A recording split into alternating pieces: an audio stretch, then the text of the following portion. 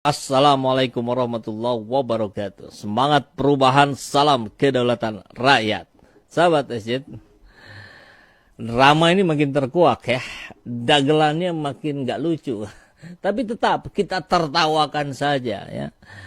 Tentu tertawa miris ya. Dan ini mudah-mudahan menjadi motif kita untuk terlibat dalam upaya perubahan negeri ini. Jangan sampai negara demokrasi ini berubah menjadi negara, bukan lagi negara, tapi menjadi kerajaan. Ngeri kan? Kerajaan Joko Widodo. Wah. Jadi, sahabat SJ, dalam kasus ini, sekarang sudah mulai terbongkar. Ternyata penggugat mahasiswa UNS dan UNSA itu, dua orang ya, adalah adik kakak. Dan dua-duanya tentu karena adik kakak ya, dua-duanya adalah anak dari Boyamin Saiman. Boyamin Saimin apa Saiman? Ya, dia ketua MAKI, Masyarakat Anti Korupsi Indonesia. Berapa tahun lalu pernah kita tayangkan juga ya, tapi kabar yang positif tempo hari. Yang sekarang ternyata konon kabarnya Boyamin ini yang masih kerabatnya Jokowi. Ada sejarah panjang yang dibangun oleh Boyamin dengan Jokowi sejak Jokowi masih menjadi wali kota di Solo. Sudah ada barangkali kerjasama tertentu antara keluarga Jokowi dan keluarga Boyamin. Hari ini kerjasamanya dalam urusan menggugat batas usia capres-cawapres. Dan PSI ditolak, Garuda ditolak, dari Gerindra ditolak, dari mahasiswa UNS. Sahabat Ecet, nih kita pernah kuliah dulu ya. Pernah nggak ya kepikiran gitu waktu zaman mahasiswa ini menggugat ke Mahkamah Konstitusi? Saya kira nggak ada. Bahkan hari ini pun nggak ada kepikiran mahasiswa itu menggugat sampai ke level Mahkamah Konstitusi. Tidak ada.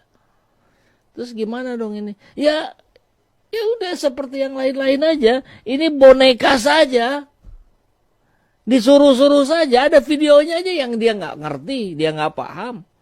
Bahkan mengaku pikun. Ngeri kan? Anak muda mahasiswa mengaku pikun. Dia anaknya Boyamin Saiman.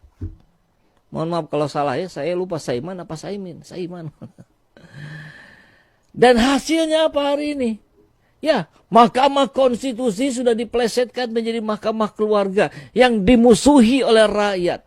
Istana diguncang oleh orang-orang yang tidak terima dengan cara-cara picik seperti ini. PDIP ngamuk luar biasa. Semuanya bicara ke publik. Gerindra kalap. Kalap ini kayaknya nih sekarang dia merasa di atas angin mungkin ya. Padahal dia lupa apa yang terjadi di grassroots, apa yang terjadi di masyarakat kita hari ini. Semakin menggelembung menginginkan perubahan, semakin menggelembung menolak politik dinasti. Prabowo mau jadi bagian dari yang melanggengkan politik dinastinya Jokowi. Ini fitrah. Ini manusiawi, ini sunatullah. Segala sesuatu yang dipaksakan itu akan berakhir dengan kehinaan. Percaya itu. Coba kita lihat kabarnya ya. Ngeri kali nih. 2 anaknya jadi penggugat dan dikabulkan MK. Ini kata tokoh MAKI Boyamin. Luar biasa ini ya. 2 anak muda kota Solo. Dari Solo. Tempatnya Gibran. Kok nggak coba tuh dari mana? Kalau mau nyeting tuh ya. Ya dari Papua gitu, dari Kalimantan. Ini dari Pulau Jawa. Dari Jawa Tengah. Dari kota Solo. Tempat Gibran menjadi wali kotanya. Terlalu telanjang cara-cara piciknya ini.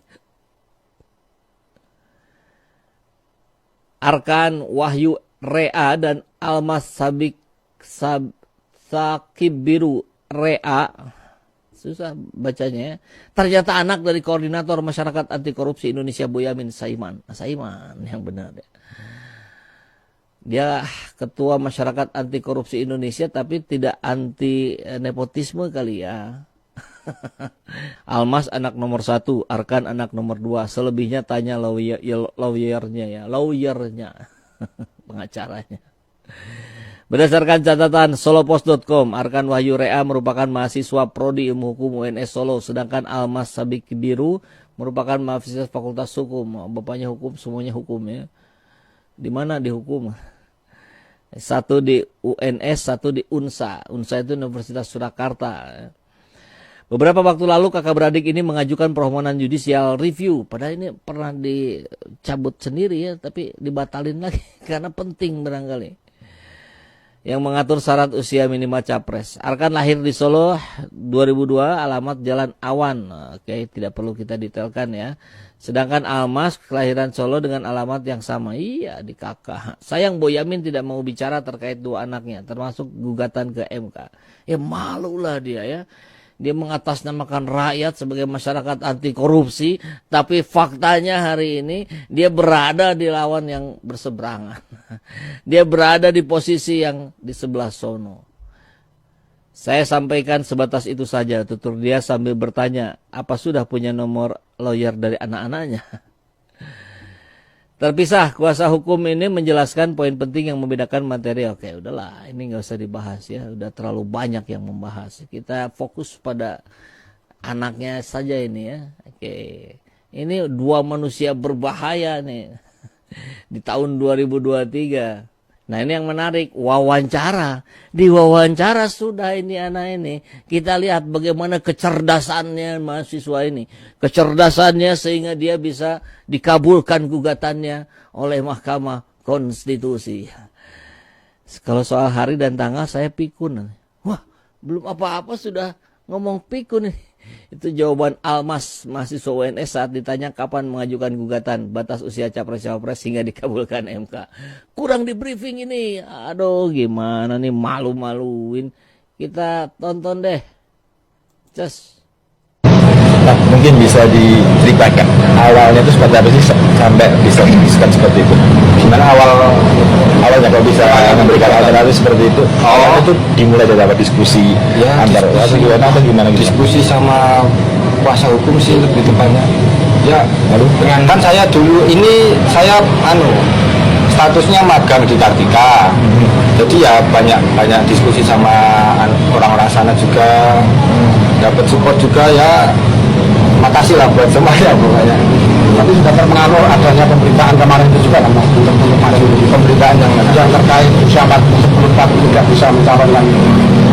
Oh, Sesudah itu atau sebelum itu dengan mengajukan gugatan itu? nah kalau pasnya itu saya kalau tak masalah tanggal ini saya kurang sebenarnya. Mungkin tanya kuasa hukum lebih tahu. Sempat tadi bapak juga mas barangkali. Apa ini malah apa ya? Itu kayaknya kurang relevan. Kalau bapak masalah ini soalnya ya niat saya sendiri aja. Atau misalnya pengen batasi ilmu gitu. Nah, nggak ada campur tangan bapak sama sekali. Kasih masukan gitu atau bagaimana? ya enggak. Jadi sempat minta pendapat sama bapak terkait mau mengajukan. Ya pokoknya enggak relevan lah saya Pak menjawab itu. Kalau proses diskusinya kapan tuh mas? Itu masalah tanggal mungkin kapan ya?